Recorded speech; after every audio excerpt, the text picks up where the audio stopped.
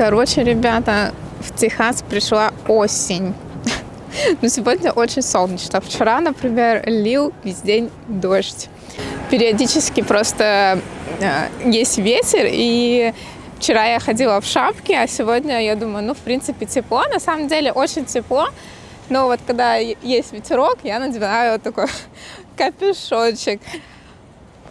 Человеку, который в последний год живет в вечном лете, это как глоток какого-то свежего воздуха, как будто, потому что, я не знаю, я обожала осень, и когда жила в Петербурге, несмотря на то, что за окном лили дожди, такая, знаете, для кого-то это хандра, а я прям кайфовала. Я такая, это сезон классных разных чаев, это же свечки зажигать, и так далее, там шарлотки, что-то такое.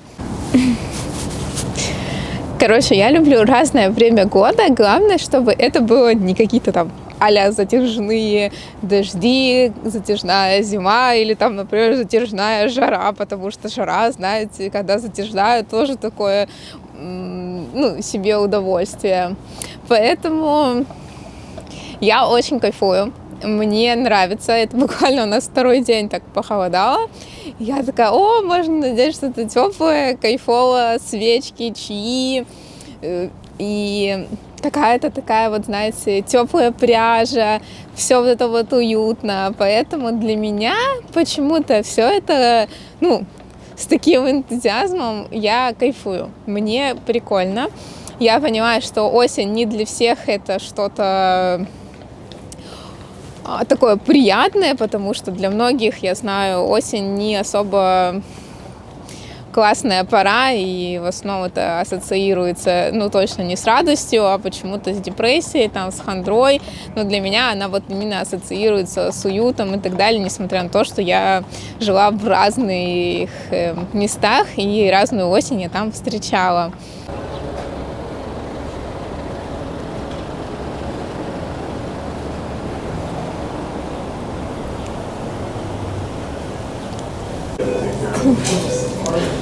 Вот я и в кафе, надеюсь, музыка тут не мешает. Вот такой вот у меня прикольный, классный моточек шерсти. Я уже связала начальную цепочку из воздушных петель, и это будет ширина моего шарфа. Такая она, где-то сантиметров 40. Я уже связала тут буквально 3 рядочка. Они вяжутся супер просто. Мне нравится, как пряжа переливается вообще. И узор такой. Особенно важно вязать этот узор расслабленно, не затягивая, и не слишком хлябая.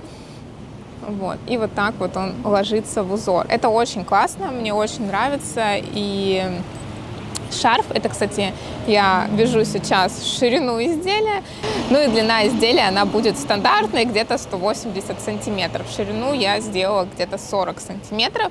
Я до этого вязала образец, высчитывала свою плотность при этой пряже и этом крючке. В этом узоре я высчитывала плотность, и вот как раз-таки у меня такой вот образец. Все здесь я высчитала, образец 10 на 10. И вот так он немного тянется, прикольно. Вот он будет вот так шарф тянуться. Вот здесь у меня ширина, а так вот будет длина ложиться. Поэтому очень классно, я считаю. Узор я в этом видео тоже покажу, как вяжется. Супер классно, просто вы можете связать таким узором плед, шарф. Я не знаю, таким узором я хочу связать еще кардиган или жилетку, что-то такое теплое. Экспериментировать вот с такой вот теплой пряжей сейчас, потому что зимой, скорее всего, не будет уже таких скачков, 10 градусов, потом 30 градусов, хотя мы еще не зимовали здесь, поэтому нам только предстоит все это узнать, поэтому посмотрим, какая тут зима. Я буду рассказывать по мере поступления погоды, обновления ее, но это очень забавно, нам достаточно комфортно. Я думаю, что вот такие вот секционные пряжи как раз-таки, по-моему, есть у Alize Batik. или батик, батик, скорее всего, если я не ошибаюсь. Они тоже вот такие вот секции. Но тут нужно действительно под себя подобрать, потому что, у меня вот такой вот любовь случилась к вот такому окрасу впервые, потому что все, что до этого я видела, переходы, окрасы пряжи, для меня это было вырви глаз, и я не знала, куда и с чем это применить. Потому что, в принципе, я вяжу либо однотонное, либо, если это что-то цветное, то в таких, знаете, приглушенных оттенках. Обязательно это белый там с серым. Вы помните там, мой ковер с канзи, соответственно, чехол для подушки. Я всегда что-то с белым миксовала. А тут за меня все намиксовали. Это очень классно, и мне очень нравится, как здесь лег серый цвет. Он такой дымчатый, такой пепельный. Очень классно. Мне не терпится посмотреть изделие, которое получится. Я такая, знаете, в предвкушении.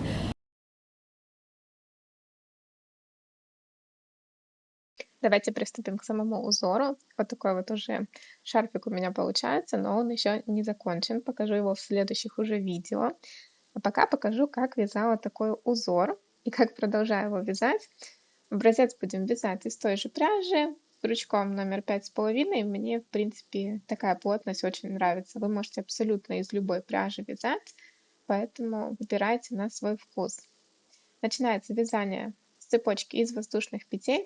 И тут это важный момент набрать четное количество петель, поэтому набирайте любое количество, которое вам необходимо, но оно должно быть четным. Я наберу 10 петелек, чтобы показать, как вяжется сам узор. Сейчас я в замедленном таком темпе набираю первые петельки воздушные. Это как раз для новичков. Если этот момент вам уже понятен, просто пролистайте до следующего момента.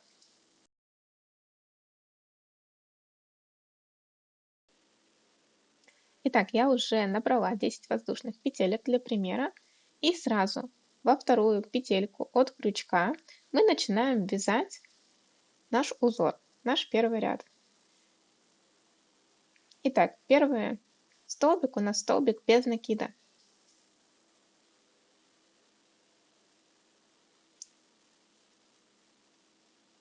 Далее мы вяжем воздушную петельку.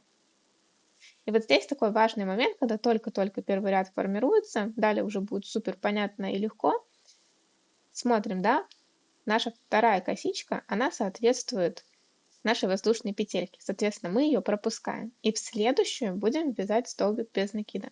Весь узор состоит из столбика без накида и воздушной петельки. Все, очень просто, важно только сформировать первый ряд правильно. Чтобы вы точно понимали, что первый ряд сформирован правильно, ваша первая петля и последняя петля должны быть столбиками без накида. И вот так вот провязываем, чередуя столбик без накида, воздушная петелька, столбик без накида.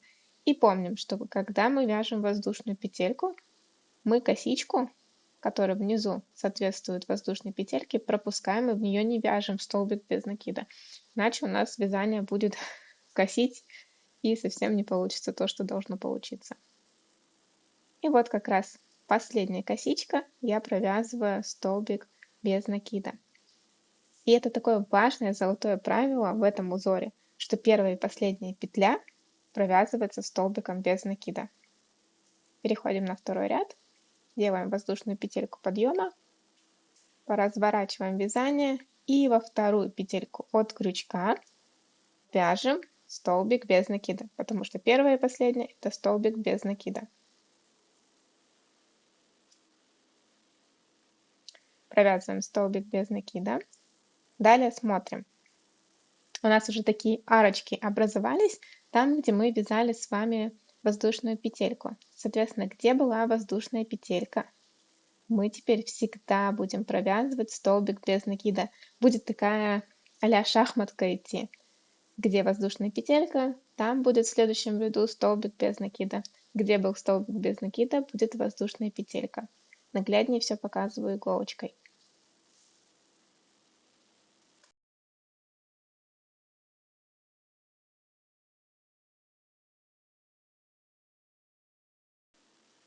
Итак, вот провязываем в арочку как раз-таки под воздушную петельку столбик без накида. Затем снова воздушная петелька. Она соответствует нашему столбику без накида в предыдущем ряду. И опять пошли столбик без накида в арочку. И вот такая вот шахматка. Я в конце узора покажу как раз-таки на самом большом изделии, которое я сейчас вяжу, как это все ложится. Потому что, возможно, первые два ряда, особенно когда только начинаешь вязать, можно там что-то немножко запутаться. Это все не страшно. Главное соблюдать порядок шахматки и набрать четное количество петель. Ну и помнить, конечно, что первая и последняя петля– это столбик без накида. Вот сейчас, смотрите, мы прописали столбик без накида, и далее у нас последняя наша петелька идет, кромочная, я ее называю еще. Несмотря на то, что по логике должна быть воздушная петелька, у нас идет столбик без накида, потому что первая и последняя петля это столбики без накида. Провязали. Делаем воздушную петлю подъема, разворачиваем изделие и опять начинаем с первой петли, которая вернее не с первой, а вторая петля от крючка на наш первый столбик в ряду это столбик без накида.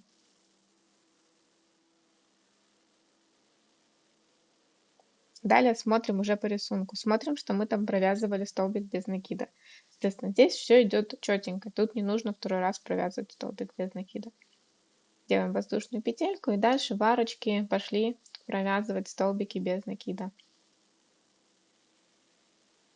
Второй и третий ряд, каждый последующий будут чередоваться. Просто 200 рядов вы свяжете, 100, 20, без разницы. Второй и третий ряд – это такая основа, которая будет дальше чередоваться друг за другом. Поэтому вы можете снова и снова возвращаться ко второму и третьему ряду, чтобы проверить себя, правильно ли все идет, правильно ли идет вязание. Теперь давайте вернемся к моему большому изделию и посмотрим, как уже в большом изделии начинает ложиться рисунок. Я уже тут такое нормально провязала, но еще недостаточно для шарфа. И вот мы можем наблюдать как раз-таки наши столбики, они провязаны под арочку, где у нас была воздушная петелька. Ну вот и все. Надеюсь, видео было вам полезно, интересно. Хотелось наполнить его таким осенним уютом, пока у нас пришла такая погода. И вяжите шарфы, пледы, согревайтесь с зимними осенними вечерами. И увидимся с вами в новом видео. Пока!